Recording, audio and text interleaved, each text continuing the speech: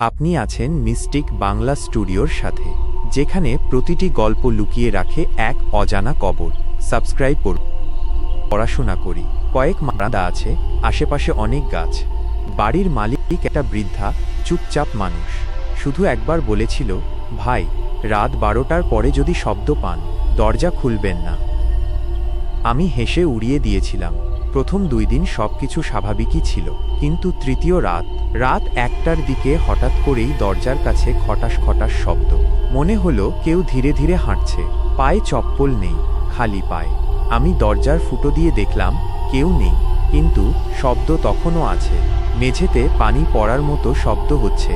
হঠাৎ আমার ঘরের জানালা খুলে গেল, অথচ বাইরে কোনো বাতাসই নেই। পরদিন আমি বাসার স্টোর রুম পরিষ্কার করতে যাই।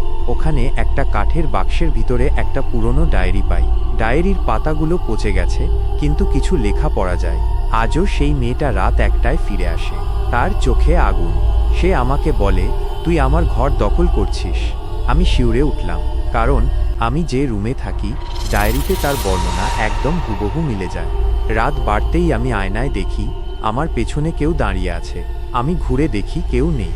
আবার তাকাই, এবার আয়নার ভেতরে এক নারীর চোখ, লালচে, ঘোলা, ফাঁপা চোখ। আমি আয়না খুলে দেয়ালের দিকে তাকাই, কিছুই নেই। কিন্তু আচমকা আমার মোবাইলে একটা ছবি আসে। আমি আয়নার সামনে দাঁড়ানো, আর আমার পাশে সেই মেয়েটা দাঁড়িয়ে। আমি ওই বৃদ্ধা বাড়িওয়ালিকে জিজ্ঞেস করি। সে বলে, তুমি বাসাটা ছেড়ে দাও। এই বাসায় এক মেয়ে আগুনে পুড়ে মারা গিয়েছিল। তারপর থেকে রাতে সে ফেরে। আমি সিসিটিভি ফুটেজ দেখতে চাই। বৃদ্ধা চুপচাপ একটা পেনড্রাইভ দেয়। রাতে কম্পিউটারে লাগাই। ভিডিওতে দেখি রাত 1টা বেজে 13 মিনিটে দরজার সামনে এক মেয়ে দাঁড়িয়ে। সে দরজার ওপর হাত রাখছে, তারপর এক মুহূর্তে মিলিয়ে যাচ্ছে।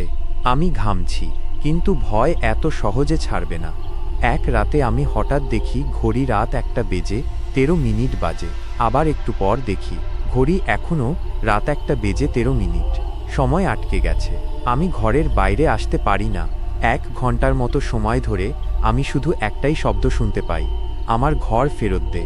আমি দরজা খুলে পালাতে যাই, কিন্তু দরজার ওপাশে এখন আর আমার এলাকা না।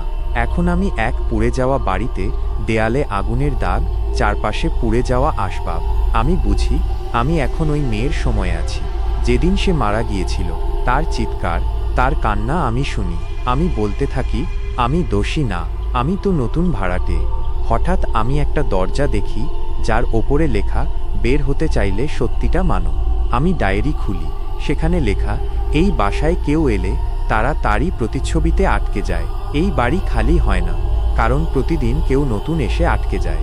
আমি এখন বুঝি, আগের যারা এসেছিল তারাও যেমন আজকে গল্পের অংশ, আমিও হতে যাচ্ছি। শেষবারের মতো আমি ভিডিও করি এই গল্পটা। যদি কেউ শুনে, যদি কেউ বুঝে এই বাসায় না আসে। আমি তানভীর। যদি তোমরা আর যদি কেউ আজকে ওই বাসাটা ভাড়া নিতে যাও, দরজা খোলার আগে একবার আয়নায় নিজেকে দেখে নিও। সেটা তুমি তো, নাকি আগের কেউ? আপনি দেখলেন মিস্টিক বাংলা স্টুডিওর আরেকটি ভয়ানক কাহিনী। ভালো লাগলে একটা লাইক দিবেন, সাবস্ক্রাইব